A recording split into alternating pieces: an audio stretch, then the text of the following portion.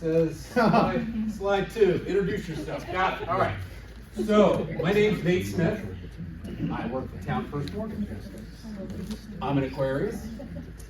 I have been in the mortgage business since before 2000, say the exact year, but it's been a while. I graduated from Randolph-Macon College with an English degree and an education minor. I know that might surprise a couple people here, but I actually have. What, that you graduated or the degree? Well, all of that, yeah. And I like to spend my free time getting yelled at by my wife. For each brother. Because I didn't do something or I did something and subsequently it was probably a lack of listening. So, that's who I am. I didn't list any like PhD, economist, forecasting expert, none of that, right? Okay? Because I'm not. But I did what I think any 21st century thinker would do. I asked ChatGPT, who are the mortgage industry interest rate experts? Chris Heller, never heard of him, moved to mortgage. Emmanuel Santdonato, Towne Mortgage, never heard of them. Jeff I've actually heard of because I read some of the stuff that Bankrate puts out. Again, not who's not listed up here. Nate Smith. Nate Smith, there you go. But we do see Fannie Mae, Freddie Mac, MBA, NAR, Realtor.com, Wells Fargo, and the like. So we'll reference those as the experts. So what happened in 24? A lot of stuff, right? Well, I went back and looked at some of the prognostication for 2024, and start with the MBA, right? They break it down by quarter of what they think is going to happen in 2024. Here's Fannie Mae. Here's what they thought would happen in 2024 by quarter. Wells gave us kind of an overall synopsis of 6 3/4 by fall below 6% in the third quarter of 2024. NAR rates would be near 6% by early spring. And as it stands right now, the general consensus for mortgage rates to be in the 5 to 6% range for 2024. Okay. Here's what Freddie said. There's a lot of words here. I'll just read the highlighted ones. Ease throughout the year, but remain in the 6 to 7% range. Okay. I like it. Housing Wire put them all together. Fannie Mae, Redfin, NAR, NBA, and Wells, and said, okay, here's the conglomerate average. I like this one the best. Seems to be the most realistic, or at least represent what I felt was the most realistic of the market. Pretty sure we were all happy to see 2025, right? I mean, 2024 was a rough year from an interest rate standpoint. Real estate standpoint, I know you guys, the prices going up, and that's always good. So we decided, yeah, 2025 is going to be great. Yeah, hell yeah. Yeah. What day is today? 15. Okay, yeah. 15 days in, the new year, right? We're all wondering where our tooth went and how did the chicken get in here? Rates really haven't done what we thought they would do. But the Fed, they cut rates, right? Well, here's a snapshot of last year, 2024 to 2025, and you can see this is interest rates as represented by those squiggly lines there. You see this little red arrow? That's where the Fed started cutting rates. Huh. it's not going down. It's actually going up. That's weird. It's not doing what it's supposed to do. Huh. Well, so what do we do? Why is this the case? Well, there's a lot to interest rates, right? And it's not just inflation, it's not just labor markets, it's not just those things. But one thing that is pressuring rates at the current moment is the labor market. More jobs were added in the month of December than they expected. That's good for the economy, which is bad for rates. Unemployment fell 4.1%. Again, the economy's doing well, it's bad for rates. Total unemployment fell from 7.7 to 7.5. Again, these are things that are not rate friendly. So, that's not just the only pressure that's on interest rates right now. Government debt. Government has to issue treasuries to fund itself. When it issues treasuries, those people buying that investment, it's fighting for the same investment dollar that mortgage-backed securities get. So a lot of times, what do you have to do to attract a buyer? You gotta raise your yield, right? They gotta earn more. And think about it from this perspective. If I can buy something from the government that's guaranteed, it's gonna have a guaranteed rate of return, or I can buy a mortgage-backed security that is a 30-year rate of return, and it's, you know, people with jobs and people with lives, and right, it's a little bit more risky, right? So again, you have to raise the yield to attract the buyer. So there are a lot of those kinds of push-pull effects going on in the market right now. Now, anybody get an email from me earlier today about rates? Anybody? Yeah, okay. We got a little relief today. Inflation reports came out, and the inflation readings came out lower than projected, which is actually a good thing for interest rates. So that helped. Now, does that mean we've reached the zenith of interest rates? Hard to say. I don't think I could say that, but you know, we always try to follow the trend. Well, if the trend is now downward, hopefully we have to have a couple of days of that to call it a trend. But on to the 2025 predictions. These are not, again, Nate Smith's predictions. Here you can see all these experts. Redfin, Housing Wire, Goldman Sachs, Fannie, Wells, you know, you name it. They all have an idea or thought on what's going to happen. Now, some of these people employ armies of economists to tell them what's going to happen. Again, my job doesn't have economist in the title.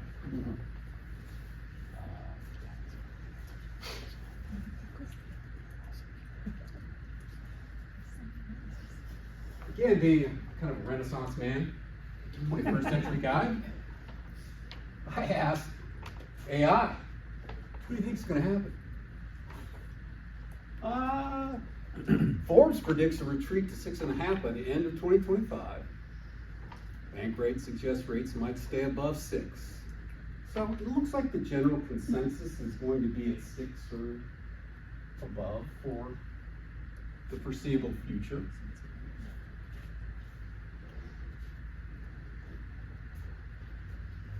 What does all that really mean? Not much, right? I think economists are a lot like weathermen. They don't necessarily have to be right, and they'll have a job tomorrow, right? So, what I think is going to happen? It's going to be 60 degrees and sunny, or maybe snow. Now, I do know that there are a couple of things that are positives here. Some things you can take away from this. Zillow is predicting for 2025, Richmond's going to be in the top 10 as far as markets, right? That's pretty cool. That's good news. We are in Richmond, right? Yeah, okay. The National Mortgage Professional actually quotes Daniel Hale, the chief economist of Realtor.com. 10 best markets are going to be exclusive in the South and the West, and Richmond's number 2. So we've got some positive things here, right? Again, trying to be an adopter of technology. I asked Gemini, ChatGPT was blocked at the office. I asked Gemini if 2025 would be a good time to buy a house. And the biggest takeaway I thought was, ultimately, the best time to buy a home depends on your individual circumstances and your financial situation. So, Sunny or good snow. say what? Sunny or good snow. Exactly. Exactly. All right. I also get to introduce Towne First Wednesday. First Wednesday of every month, right before Hometown U, we're gonna have some pizza here. So come on in. You know that's another positive. You'll get at least one meal that month. So come on in. And questions? This is interactive, kind of. If you ask a hard question, I might have to defer or tap out. If you have a client who's never met you and they ask you, what do you expect the rates to do? How do you typically answer that? Well, I try to put some guardrails around. Are you talking about today and tomorrow, or are you talking about 6 months from now? We're looking at buying a house this spring, summer. Hard to say.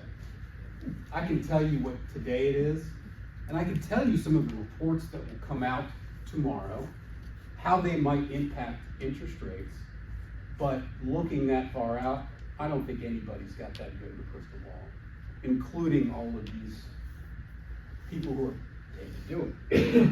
We subscribe to services at Towne First. We have a couple of different ones that we monitor interest rates on a minute-by-minute basis, so we kind of get to see in real time what's happening.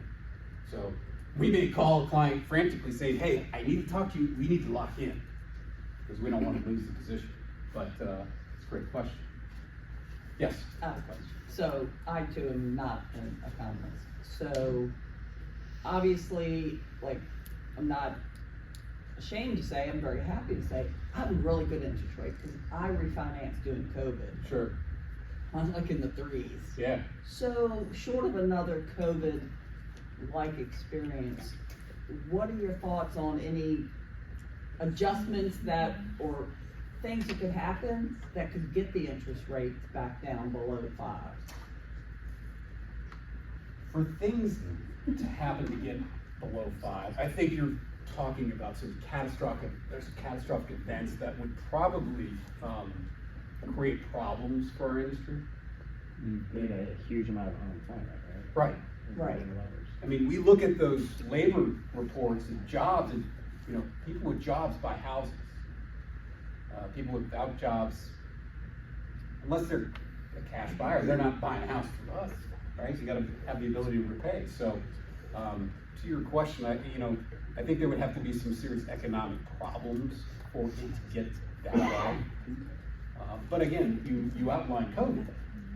That was an event that no one had ever seen, right? So the government stepped in, bought trillions of dollars of mortgage-backed securities, ensured the markets that, hey, we're not going in, and that actually pushed rates to an artificial low. Now, a lot of us benefited from that, and a lot of home sellers right now are contemplating, do I give up that 3% rate or 2% rate? Well, if you hate your house, you probably do. Figure out a way to make it work. I do think we are seeing some people getting back into the market who have been on the sidelines and waiting. And Craig and I were just talking, and he had a great client realization. I don't think rates are gonna get back down to 5 or below. How long have you been talking with him, Craig? A couple 2 years. Yeah, so, great question, yes. At the beginning, you had, I think those were predictions in 23 of what 24 would look like. Correct. So how far off were they? Like, what would you summarize 24 interest rate as? Well, so I looked at a couple of averages, but you're looking at probably closer to the 7% range for the year. So they were pretty far off in their Yeah. last year predictions. Right. So, okay. Yeah, great question. I looked at a 10-year average too. You know that over the course of 2010 to 2020, average interest rate was 4.09%. There you go. So if you think about that and think, you know, obviously where rates are now, and unless you're buying houses frequently, you wade back in and you go, holy crap, man, what's going on? So, all great questions. But yeah, I mean, I think that your statement before of like, to get good interest rates, other stuff in the world has to be bad. Very. Like, cause it's an enticement, Right. you know, to Trying to keep the economy going Right. at that point versus not, so, yeah. And they gotta, I mean, it's a tough job to walk that line of people spending money, but people having jobs and the ability and feeling good about spending money versus not. I mean, you know, it's all security. And do you think you'll have a job tomorrow? And am I okay making that $2,600 a month mortgage payment, right? Yes. I just wanted to add, when you're talking with clients, I think you need to focus on those long-term averages, that was artificial.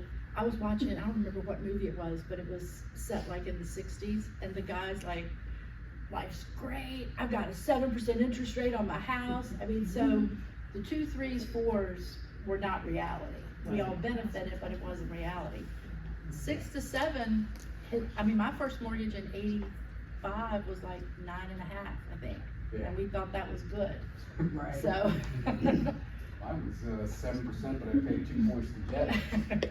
And I thought that was, I mean, I was on a downward trend. I was living high life. So I think tying into your situation, like Nate was saying, if they feel secure, the economy's doing okay, their job's secure, their income's secure, you just have to see what works and how much you hate your house. Exactly. Yeah. A lot of people bought These snow houses days in really help. COVID that they didn't like because it's all they could get.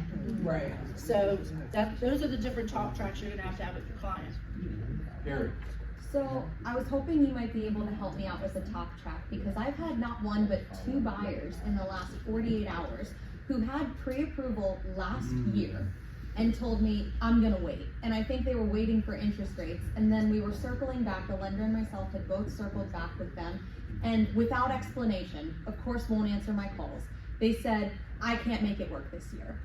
And I followed up and I said, is there anything I can do to help you achieve this goal or to make this happen for you? And they just simply say, no, I don't think so. Do you think that's due to rates? Do you think, because I mean, she had pre-approval and I can't imagine that there would be anything else holding her back. So my question is also, do you have an additional talk track or something to add or throw in there that might be enticing, like, hey girl, because believe me, I've given her the spiel that interest rates are not gonna come down, she knows. But I feel frustrated in the sense of like, you can lead a horse to water, but you can't make it drink. Right? Absolutely. Great question. I think I would probably go down the line of questioning a little bit more. Is there something going on in the personal life? You know?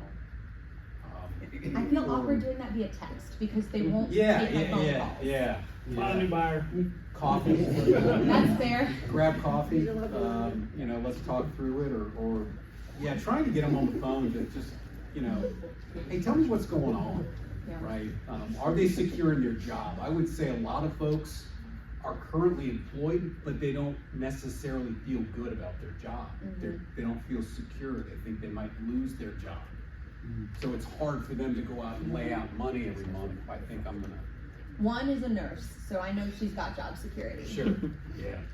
I haven't seen this number in a while. I think it's like a year or two ago, but you know, everybody was talking about an interest rate going from like 4 to 6, but nobody talks about rental rates went up like 26%. Yeah. Like Right. the rental amount Mm-hmm. exponentially jacked up, but nobody talks about that part. So like you would almost even ask her like, hey, when did you pay for rent? You know, 2 years ago, when are you paying now? Mm-hmm. And that's the cycle that'll happen every 2 years from here on out until you buy a house. Okay. So at least if you have a mortgage, you're Yeah. locked for 30 years. Prices aren't coming down, rents aren't coming down.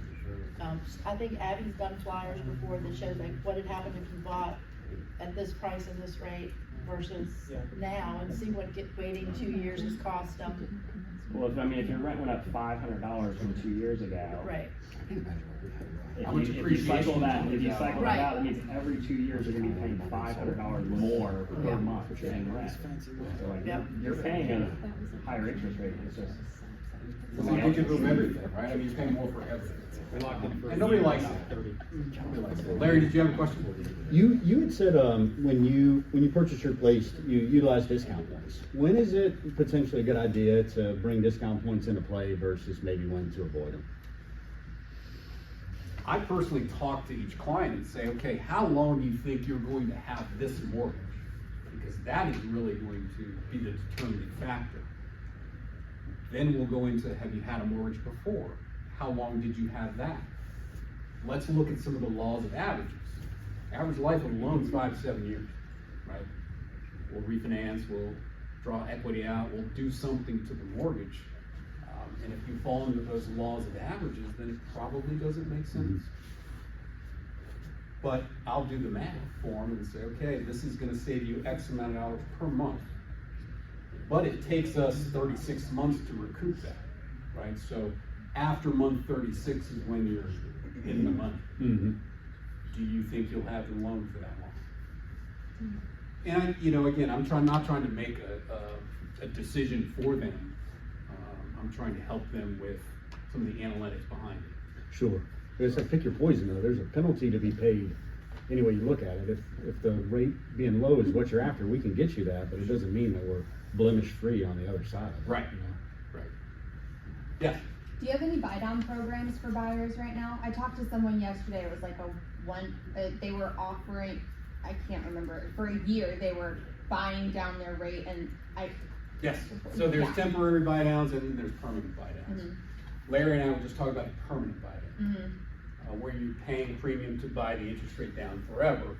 Temporary buy downs, you pay a premium, but that interest rate will graduate over several year period.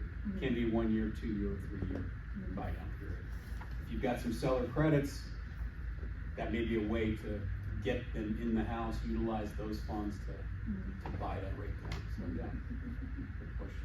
I say many years ago, ARMs were actually a good potential option because the interest rates were so drastic. Are they back to that, or are they pretty neck and neck still? What I've seen is neck and neck. Now, I know that there are lenders out there that may be keeping those loans on their books and can offer a greater spread. A couple of credit unions come to mind, but Not those as are the only, competitive, those are the only avenues that I see. When you sell it on the secondary market, which is that mortgage-backed security thing, which most lenders do, you have to look at the ARM as a risk too, right? A prepayment risk. Well, I'm not gonna even realize 5 years or 7 years with this, so I've gotta get a premium right up front to make it worthwhile. So that's why that has not come back yet. All good stuff. Super nerdy, right? Yeah, Nate, I way to think smash, way to I think smash. Good Something stuff. you had said, more like almost political, just with a new president coming, if he's gonna increase government debt drastically, then you're saying the treasury bonds, they'll have to offer those at a Well, Like if a you're loan fighting for, rate? if I'm an investor and I can get 4% from the government and 7% from a 30-year fixed rate where people may lose their job, am I secure in that? Is that Right. enough spread to take that risk to buy that mortgage-backed security? So it depends on how much the government's selling, right. right, as to how much the impact of rates there will be. Gotcha. So if they dramatically increase debt, the treasury bonds, that rate of return will go lower or higher? It'll go higher, right? It'll So go entice- higher, again, to entice somebody to buy. And then what would that do to mortgage interest rates? Push them up. You guys need to be even higher than what the government's offering, basically, to Correct. outcompete them. Correct. Yeah, that's not super positive stuff, but, you know, let's let them get, you know, inaugurated and then see what kind of fiscal policy they'll have, you know, monetary policy they'll have. And, Yeah, they cut that or raise Right. that. Right. Right now, we're all living on speculation Mhm. and faced with that, so. All right, listen, I appreciate your time. Thank you for coming. It was great to see everybody. So, Nick,